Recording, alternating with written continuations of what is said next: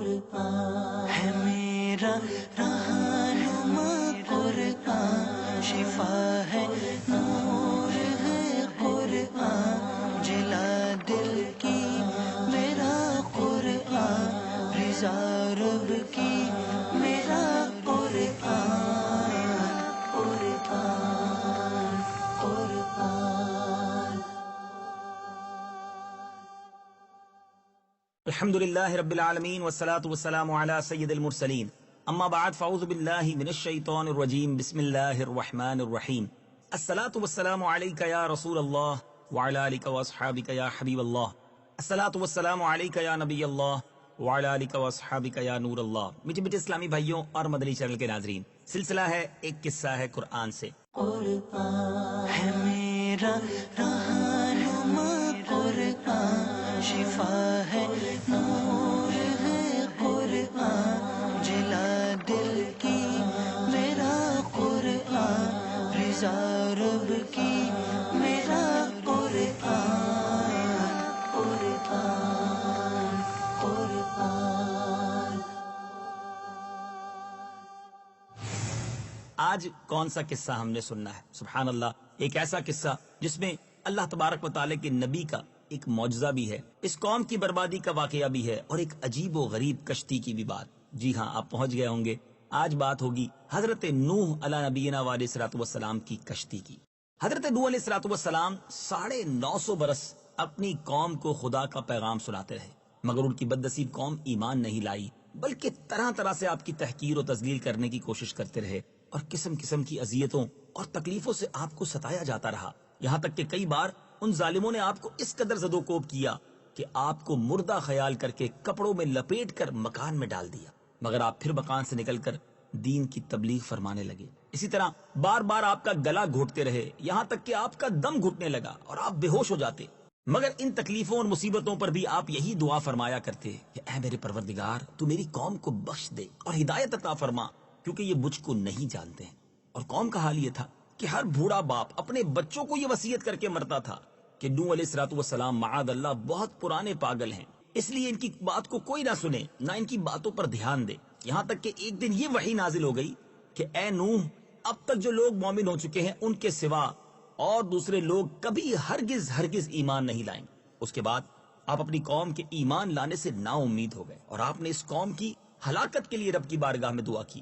اللہ تبارک و تعالیٰ نے آپ کو حکم دیا کہ آپ ایک کشتی تیار کریں، چنانچہ 100 برس میں آپ کے لگائے ہوئے ساگوان کے درخت تیار ہو گئے، یعنی پہلے آپ نے اس کشتی کو بنانے کے لیے باقاعدہ درخت اگائے، اور وہ 100 برس کے بعد تیار ہوئے، اور آپ نے ان درختوں کی لکڑیوں سے کشتی بنائی۔ کشتی کتنی بڑی تھی؟ 80 گز لمبی، 50 گز چوڑی تھی۔ اس میں 3 درجے تھے، نچلے طبقے میں درندے پرندے اور حشرات الارض وغیرہ، درمیانی طبقے میں چوپائے وغیرہ جانوروں کے لیے، اور بالائی طبقے میں خود اور مومنین کے لیے جگہ بنائی۔ اس طرح یہ شاندار کشتی آپ نے بنائی، اور 100 برس کی مدت میں یہ تاریخی کشتی بن کر تیار ہوئی، جو آپ کی اور مومنوں کی محنت اور کاریگری کا ثمرہ تھی، جنہوں نے بے پناہ محنت کر کے یہ کشتی بنائی۔ جب آپ کشتی بنانے میں مصروف تھے تو آپ کی قوم آپ کا مذاق اڑاتی تھی۔ کوئی کہتا، اے نوح، کیا تم اب بڑے ہی بن گئے ہو، یعنی اب لکڑی کا کام کرنے لگے ہو، حالانکہ پہلے تم کہا کرتے تھے کہ میں خدا کا نبی ہوں۔ کوئی کہتا، اے نوح، اس خشک زمین میں تم کشتی کیوں بنا رہے ہو، یعنی وہاں پانی نہیں تھا اور اتنی بڑی کشتی بنائی جا رہی ہے، کیا تمہاری عقل ماری گئی ہے؟ معاذ اللہ، غرض طرح طرح کا تمسخر، استہزاء کرتے اور قسم قسم کی تانے بازیاں اور بد زبانیاں کرتے رہتے، اور آپ ان کے جواب میں یہی فرماتے تھے کہ آج تم ہم سے مذاق کرتے ہو، لیکن مت گھبراؤ، جب خدا کا عذاب بصورت طوفان آ جائے گا۔ جب طوفان آ گیا تو آپ نے کشتی میں درندوں، چرندوں اور پرندوں اور قسم قسم کے حشرات الارض کا ایک ایک جوڑا نر اور مادہ سوار کرا دیا، خود آپ اور آپ کے تینوں فرزند، یعنی حام، سام اور یافت، اور ان تینوں کی بیویاں، اور آپ کی مومنہ بیوی، اور 72 مومنین مرد و عورت، یعنی کل 80 انسان اس کشتی میں سوار ہو گئے، اور آپ کی ایک بیوی وائلہ تھی جو کافرہ تھی، اور آپ کا ایک لڑکا جس کا نام کنعان تھا۔ یہ دونوں کشتی میں سوار نہیں ہوئے اور طوفان میں غرق ہو گئے۔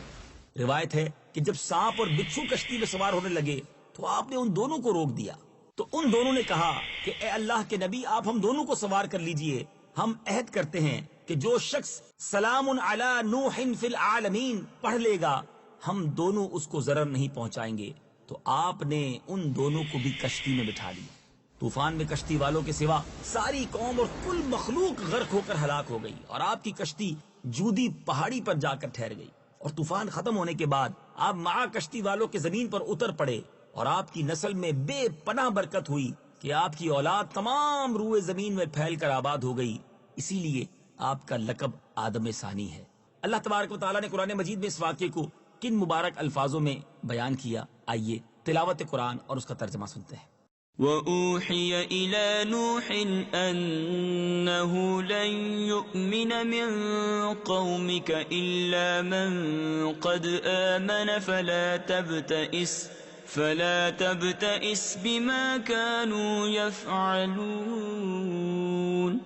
وَاصْنَعِ الْفُلْكَ بِأَعْيُنِنَا وَوَحْيِنَا وَلَا تُخَاطِبْنِي فِي الَّذِينَ ظَلَمُوا إِنَّهُمْ مُغْرَقُونَ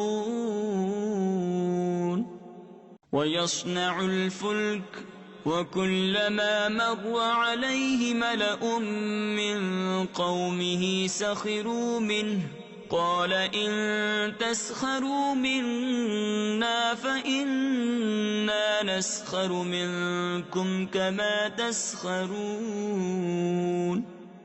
فَسَوْفَ تَعْلَمُونَ مَن يَأْتِيهِ عَذَابٌ يُخْزِيهِ وَيَحِلُّ عَلَيْهِ عَذَابٌ مُقِيمٌ۔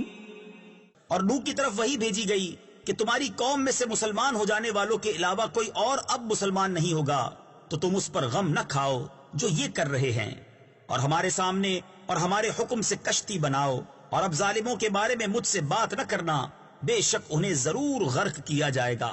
اور نوح کشتی بناتے رہے، اور ان کی قوم کے سرداروں میں سے جب کبھی کوئی ان کے پاس سے گزرتا تو ان کا مذاق اڑاتا۔ نوح نے فرمایا، اگر تم ہمارے اوپر ہنستے ہو تو ایک وقت ہم بھی تم پر ایسے ہی ہنسیں گے جیسے تم ہنستے ہو، تو ان قریب تمہیں پتا چل جائے گا کہ کس پر وہ عذاب آتا ہے جو اسے ذلیل و رسوا کر دے گا، اور کس پر ہمیشہ رہنے والا عذاب اترتا ہے۔ میٹھے میٹھے اسلامی بھائیوں، یوں تو اللہ تعالیٰ نے حضرت نوح علیہ السلام کو 200 برس پہلے ہی بذریعہ وحی مطلع کر دیا تھا کہ آپ کی قوم طوفان میں غرق کر دی جائے گی، مگر طوفان آنے کی نشانی یہ مقرر فرما دی تھی کہ آپ کے گھر کے تنور سے پانی ابلنا شروع ہوگا۔ چنانچہ پتھر کے اس تنور سے ایک دن صبح کے وقت پانی ابلنا شروع ہو گیا، اور آپ نے کشتی پر جانور اور انسانوں کو سوار کرنا شروع کر دیا۔ پھر زوردار بارش ہونے لگی جو مسلسل 40 دن اور 40 رات موسلا دھار برستی رہی، اور زمین بھی جا بجا شک ہو گئی، پانی کے چشمے پھوٹ کر بہنے لگے۔ اس طرح بارش اور زمین سے نکلنے والے پانیوں سے ایسا طوفان آ گیا کہ 40 گز اونچے پہاڑوں کی چوٹیاں بھی ڈوب گئیں۔ یہ کیسا طوفان تھا؟ یہ کسی سمندر کے ذریعے نہیں بلکہ بارش اور زمین سے نکلنے والے پانی سے آیا۔ قرآن مجید اس بارے میں کیا ارشاد فرماتا ہے؟ تلاوت قرآن اور اس کا ترجمہ۔ حتى إذا جاء أمرنا وفارت النور قل نحمل فيها من كل زوجين اثنين وأهلك إلا من سبق عليه القول وما آمن معه إلا قليل۔ یہاں تک کہ جب ہمارا حکم آ گیا اور تنور ابلنے لگا تو ہم نے فرمایا ہر جنس میں سے نر اور مادہ کا ایک جوڑا، اور جن پر عذاب کی بات پہلے طے ہو چکی ہے ان کے سوا اپنے گھر والوں اور اہل ایمان کو کشتی میں سوار کر لو، اور ان کے ساتھ تھوڑے لوگ ہی ایمان لائے تھے۔ اور آسمان و زمین کے پانی کی فراوانی اور طغیانی کا بیان فرماتے ہوئے ارشاد ربانی ہوا، ففتحنا أبواب السماء بماء منهمر وفجرنا الأرض عيونا فالتقى الماء على أمر قد قدر۔ تو ہم نے زور کے بہتے پانی سے آسمان کے دروازے کھول دیے اور زمین کو چشمے کر کے بہا دیا، تو پانی اس مقدار پر مل گیا جو مقدر تھی۔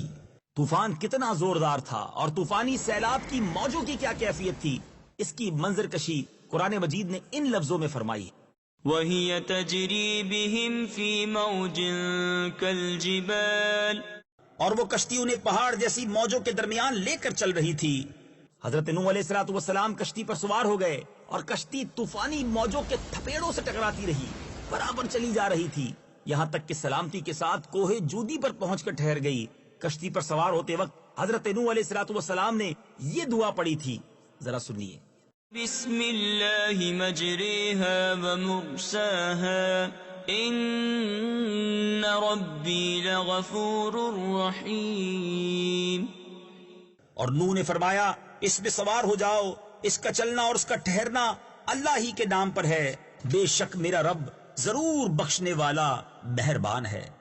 حضرت نوح علیہ الصلوۃ والسلام کی کشتی طوفان کے تھپیڑوں میں 6 ماہ تک چکر لگاتی رہی، یہاں تک کہ خانہ کعبہ کے پاس سے گزری، کعبہ مکرمہ کا 7 چکر کا طواف بھی کیا۔